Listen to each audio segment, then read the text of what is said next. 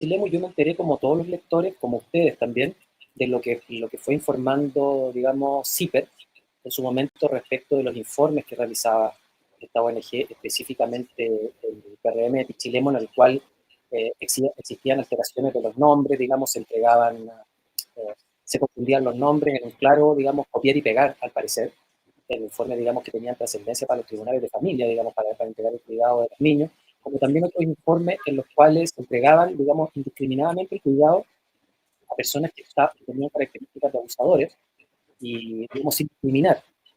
En el fondo, mal financiamiento. Lo mismo en el caso también me enteré, digamos, del caso de cómo se pareaban los directorios en acogida y en la Fundación Pares, que tenían en común a esta persona, Hernán Briones, que al parecer es un militante de Evópolis con carrera política en Evópolis. Eso me enteré, digamos, y se ha sumado a los antecedentes que yo venía investigando respecto de estas organizaciones de carácter privado, corporaciones de carácter privado, que funcionan como organismos consultivos fundamentales para jueces en casos de familia, donde son los principales elementos, los principales insumos con que cuentan los jueces, son estos organismos, estas organizaciones privadas, que me he dado cuenta que en muchos casos investigados funcionan con un sesgo, con un malentendida perspectiva de género, porque yo creo que la perspectiva de género es necesaria, pero cuando tú eso lo malinterpretas, puedes llevar a vulnerar la presunción de inocencia. Me he encontrado mucho con esa vulneración, digamos, de la presunción de inocencia, con alejamientos unilaterales ante la mera denuncia, con alejamientos durante mucho tiempo y con periodos de intervención larguísima que llegan siempre o muchas veces a lo mismo, con lineamientos técnicos confusos, en los cuales, por un lado, alejan a los potenciales agresores, diciendo que ellos están para hacer reparación y no para hacer diagnóstico, y finalmente terminan haciendo diagnóstico igual, terminan alejando igual a las personas, digamos, a padres, por ejemplo, de sus hijos, y en un, como te digo, un funcionamiento en general muy deficiente de este organismo, y también con una fiscalización muy deficiente, donde los más dañados, donde los que están pagando el pato esta cuestión, lamentablemente, son en cantidades industriales los niños de este país. Bueno, en ese caso, estos informes falsos tienen relación con la incorporación de datos de estos niños, ¿verdad? Como para ir entendiendo un poquito la dinámica de informes falsos son informes deficientes que se producen ante denuncias falsas. Es decir, por ejemplo, un progenitor, un padre, una madre, hace una denuncia en contra del otro porque tienen un problema adultocéntrico, como por ejemplo que no están de acuerdo en las visitas, no están de acuerdo en los alimentos. Así se detectan las falsas denuncias, que primero viene alta conflictiva, previa, digamos, en tribunales de familia, acusaciones de lado y lado de negligencia, donde la última de las denuncias es la denuncia de abuso sexual de uno de los otros, y ahí el sistema se paraliza completamente. La persona que está luchando por el cuidado de su hijo, la contraparte, en este caso, es absolutamente y automáticamente alejado a la parte denunciante, que en la mayoría de los casos es la parte cuidadora, digamos, y coincide, que es la madre, pero no quiere decir que todos los casos sean, digamos, de madre. También hay madres acusadas, pero en menor porcentaje que el caso de los padres. La mera denuncia se toma como si fuera un hecho veraz, digamos. Al padre se lo aleja de inmediato un mínimo de 1 año y medio, 2 años, en un proceso de informes que parten validando la denuncia, una denuncia que después es traspasada por los mismos organismos privados a la Fiscalía por la gravedad, que después Fiscalía lo investiga y llega a un sobreseimiento temporal o a un archivo de la causa cuando no formaliza, y eso significa que esa persona que fue acusada siempre mantiene el estatus de sospechosa en virtud de que estos delitos son imprescriptibles, no se les da en la mayoría de los casos sobreseimiento definitivo, y quedan con la sospecha en tribunales de familia de haber sido agresores, y eso se presta para una segunda denuncia de abuso sexual o una tercera denuncia falsa de abuso sexual, y los organismos hoy día de Mejor Niñez, los organismos colaboradores, no cuentan con lineamientos técnicos, no cuentan con capacidades para detectar estas falsas denuncias, y en cambio, luego de haber recibido una primera falsa denuncia, haber despejado que eso no era tal, ante una segunda y una tercera falsa denuncia, vuelven a activar los protocolos exactamente igual, a pesar de que esa persona puede haber salido, entre comillas, no culpable de esa primera denuncia. Ante una segunda, tercera, el sistema hace oído sordo, se resetea, parte desde cero y vuelve a alejar a ese padre, digamos, a esa madre de su hijo por un periodo de 2 años, causando un daño, te diría, según lo que he investigado, irreparable, no en los padres, digamos, o sea, en los padres es irreparable también, pero acá el daño más irreparable es a los niños. Claro, porque el proceso judicial, como dices tú, puede hasta durar 2 años. ¿Qué pasa en esos 2 años? Y más, cuando hay segunda y tercera denuncia puede durar. Yo he encontrado casos de 4, 6, 8 años. ¿Quién le devuelve a ese niño o a esa niña después el tiempo perdido de tener derecho, el derecho que tiene a tener 2 padres ante una falsa denuncia? No se lo devuelve nadie. Eso es irreparable. Claro. No tiene vuelta atrás. Bueno, tú en un medio de comunicación precisamente de la región mencionabas precisamente que estos errores son comunes, te cito, en el sistema judicial y organismos del Estado cuando se tratan de causas que involucran a niños en la protección de niños y niñas.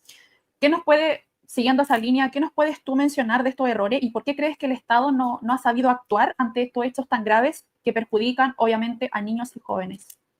Bueno, los tribunales de justicia, los tribunales de familia, ante muchos casos mediáticos, están asustados. Entonces, ante la denuncia y ante la posibilidad de que ese niño efectivamente pueda ser abusado, se lavan las manos. Y en una segunda ocasión, cuando les toca ver al mismo progenitor acusando de la misma forma, luego de que ya ha sido encontrado el otro progenitor inocente, pero es acusado de la misma forma, vuelven a activar los mismos protocolos y yo creo que, te digo sinceramente, no ponen en primer lugar el beneficio del niño, se cuidan las espaldas de no caer en un caso que les pueda, digamos, arruinar la carrera y puedan ser expuestos públicamente estos jueces. Entonces, ¿tú podrías decir que hay una falla sistemática en el poder judicial? Yo pienso que acá la violación a los derechos humanos que está cometiéndose en contra de los niños más graves la están cometiendo los tribunales de justicia, los jueces de familia, que saben positivamente que la denuncia es falsa, que la persona fue revinculada, que la persona fue encontrada inocente o no culpable y no hacen nada frente a una segunda o una tercera denuncia del mismo tipo y vuelven a activar, digamos, los protocolos de alejamiento de un padre de forma unilateral, creyendo a una sola de las partes, digamos, sin considerar la presunción de inocencia y la igualdad ante la ley. Claro, precisamente ese es un punto no menor, la presunción de inocencia. Un tribunal te tiene que mencionar de que tú eres libre, o sea, tú eres inocente hasta que el tribunal lo dictamine. Muchas veces en otras situaciones eso no pasa. La en presunción este de caso, inocencia no existe. Este es un caso súper concreto de que no sucede y es muy parecido a lo que pasa a veces con la justicia popular, la justicia de las redes sociales, cuando a una persona se le tilda de agresora o de agresor antes de que exista un juicio, ¿cierto? Entonces se le cree unilateralmente a una persona porque también se basa digamos, en un precepto loable, que es muy difícil denunciar este tipo de casos a veces. Entonces, se tilda a la presunta o al presunto agresor automáticamente a través de una justicia popular sin que exista un proceso. presunción de inocencia. Es decir, por ejemplo, si a una persona se la expone o se la funa públicamente a través de redes sociales ante una denuncia y no un veredicto judicial, ¿qué pasa con esa persona?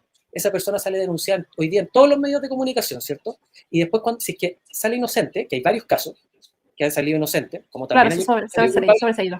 ¿Qué pasa con esa persona? ¿Se le da el mismo espacio que cuando la funaron? Yo te podría decir 100% no, porque no hay el mismo interés, no hay el mismo morbo, no existe la responsabilidad tampoco de los medios de comunicación, de algunos, en este caso, digamos, de publicar con la misma intensidad y con la misma virulencia que se publicó la denuncia en un primer caso, después hacer lo mismo cuando la persona sale inocente. Eso no sucede. Y eso se traspasa también. Esa sensación de impunidad, de justicia previa ante la denuncia solamente, se traspasa también a los tribunales de familia. Y hoy día tenemos que también, sumado a eso, ante casos en que el CENAMI, Servicio de la Mejor Niñez, falló en casos como el caso de Eliseth Villa y otros casos de connotación nacional, donde no llegó, se genera también un terror de parte de los medios, de parte de los jueces, de las juezas, de ser funado públicamente. Entonces hoy día llegas a un sistema del terror en que ante la mera denuncia se produce el alejamiento automático, Claro. sin verificar si esto es cierto o no, y ahí es donde se está violando gravemente la presunción de inocencia y la igualdad ante la ley, que son principios constitucionales, pero fundamentales para poder existir en sociedad. Bueno, Javier, súper interesante lo que estamos abordando ya para ir finalizando la entrevista. Tú además has publicado diferentes libros relacionados a los derechos humanos y siguiendo también la línea de la entrevista, me gustaría preguntarte cómo ves la esfera nacional con respecto a este tema que estamos abordando y cuál sería tu visión también pensando en la investigación que estás llevando a cabo en la casa de acogida en Pichilemu. Yo creo que todo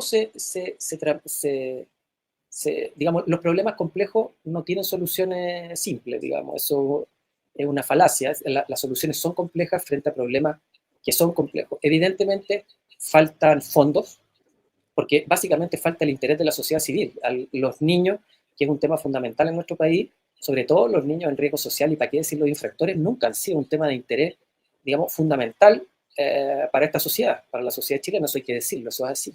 Yo pienso que eso tiene que ir cambiando y en la medida que eso cambia, tienen que irse siendo evidentemente al mismo tiempo más rigurosos los protocolos, la calidad de los profesionales, los estándares técnicos. Tiene que haber algo, por ejemplo, como yo te digo, frente a este tipo de denuncias, por ejemplo, de que no se cercene de plano ante solo la denuncia la posibilidad de niñas y niños de tener un padre y una madre, porque eso está incentivando, hoy día, eso está incentivando que abogados y abogadas inescrupulosos e inescrupulosas estén ocupando esto como una forma para ganar dinero, para ganar tiempo y para ganar juicios en familia y en sede penal. Muchas gracias, Javier, por darnos esta entrevista. Ha sido un tema bastante interesante de poder analizar y una investigación también que da para mucho tiempo más poder conversarlo.